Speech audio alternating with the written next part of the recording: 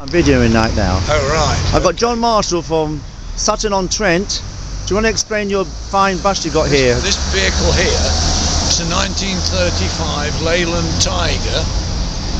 It was supplied new to the Lincolnshire Road Car Company in April 1935, and it ran with them until December 1959, when it was sold for preservation to a vicar in South Lincolnshire, and he owned it for another 29 years, and I bought it off him in 1988.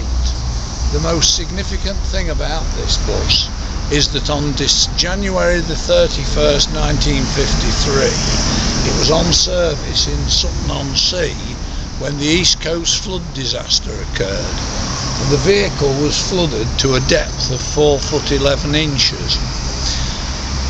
The driver had the presence of mind to put a pencil mark in the cab, and that meant there is now a mark in the cab showing that it was actually flooded to that depth. We've got evidence from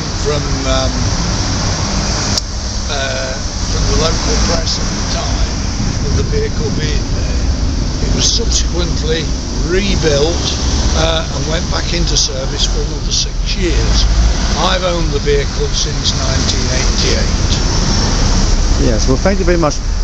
I'm just going to show a little bit about some of the front of the vehicle here, which is very grand.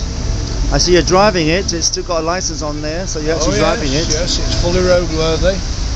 Do you go on trips anywhere, or do you just for the more? It's only used for private use. It isn't licensed as a public service vehicle anymore, so we use it for rallies and open days and that sort of thing. Well, we're very grateful to see this fine bus, which goes back to 1935.